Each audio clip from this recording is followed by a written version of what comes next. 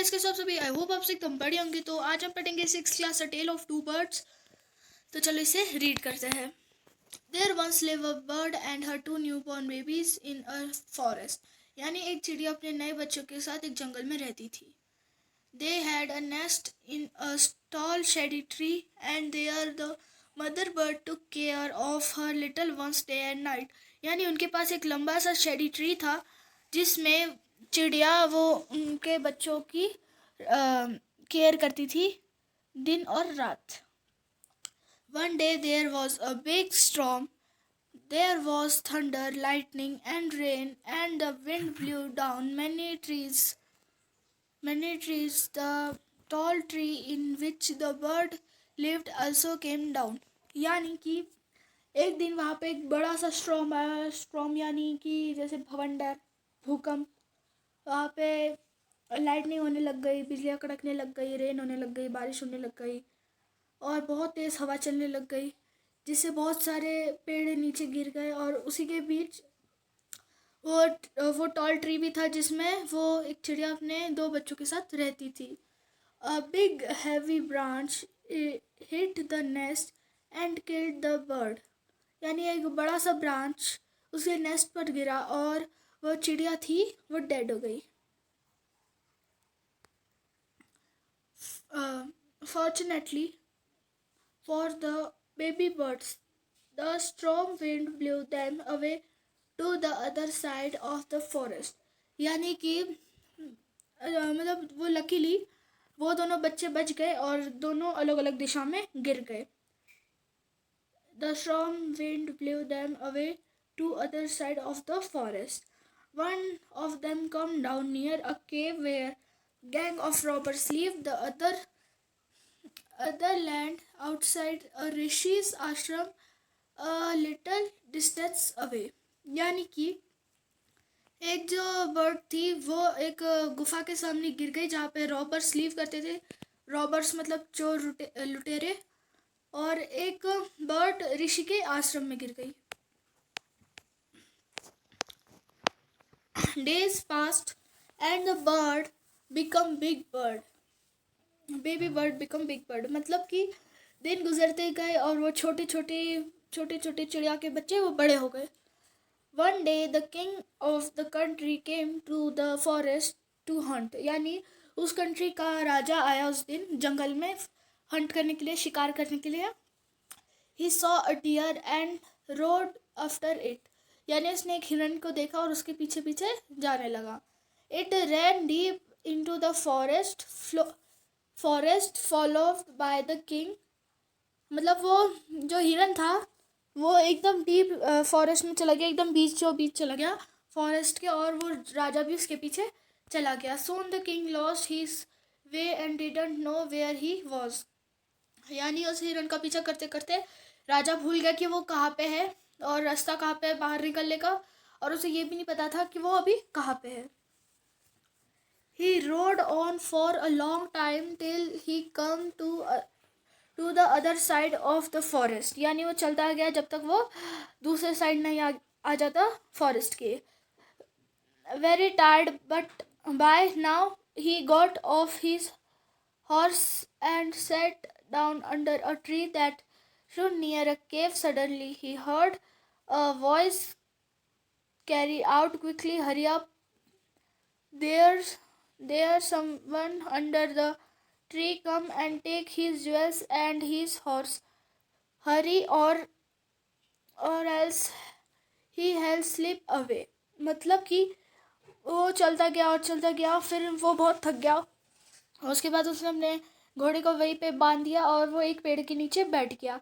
फिर तुरंत उसके पास एक आवाज़ आई जो बोल रही थी क्विकली हरी आप, मतलब जल्दी आओ, कोई तो पेड़ के नीचे बैठा है, जल्दी से उसका सारा सोना ले लो और उसका घोड़ा भी उससे ले लो। और फिर यही सुन के राजा वहाँ से भाग गया।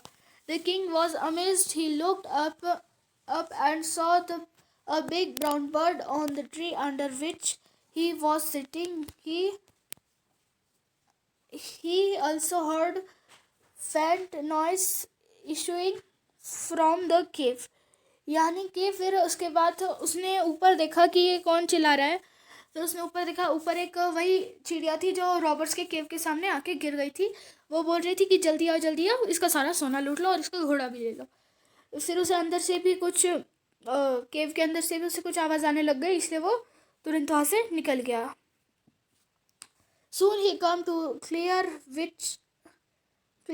which looked like an ashram. It was the ऋषि's आश्रम। यानी वो तुरंत कुछ देर बाद वो एक ऋषि के आश्रम में पहुंच गया, वही ऋषि का आश्रम जहाँ पे वो बर्ड गिरा था।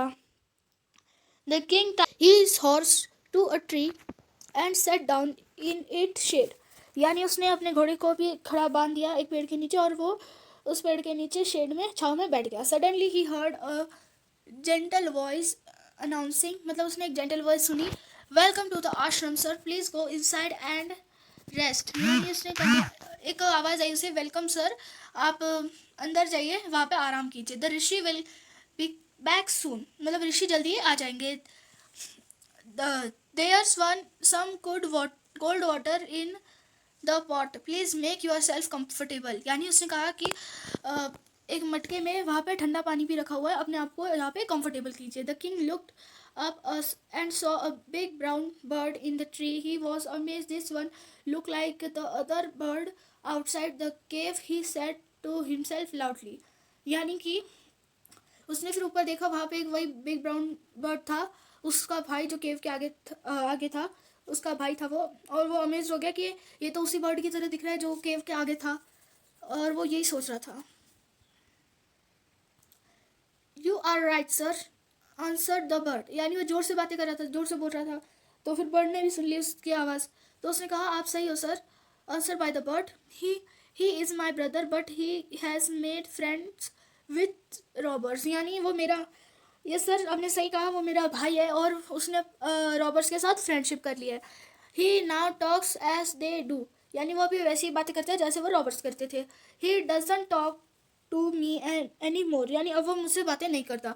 Just then rishis enter the ashram, फिर उसके बाद ऋषि एंटर करता है आश्रम के अंदर।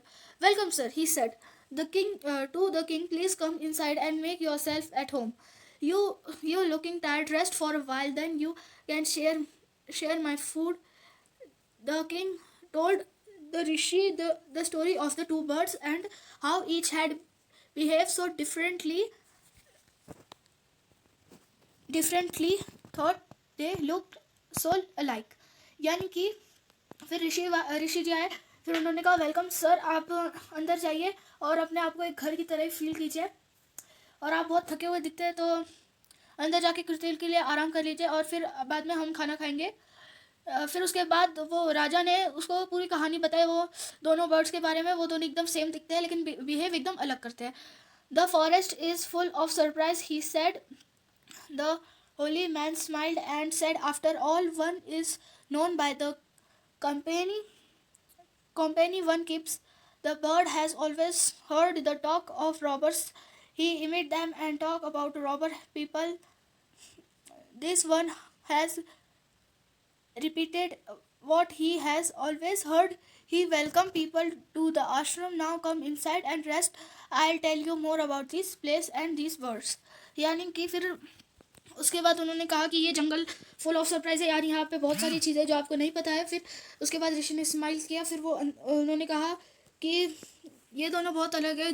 जहाँ वो बर्ड रॉबर्ट्स के सामने गिरा तो रॉबर्ट्स की तरह ही वो बन गया, जैसे रॉबर्ट्स बात करते थे वो उन्हें कॉपी करने लगा और रॉबिंग करने लगा। और वैसे ही इसका भाई भी है, जैसे वो ऋषि के आश्रम में गिरा तो जैसे मैं बात करता था, मेरे साथी बात करते थे, वेलकम करते थे लोगों का, वैसे ये भी अभी वेलकम करने लगा है। चलो अब अंदर आ जाओ, मैं और थोड़ा सा रेस्ट करो, मैं आपको इस जगह और इन दोनों बर्ड्स के बारे में और कुछ बताता हूँ।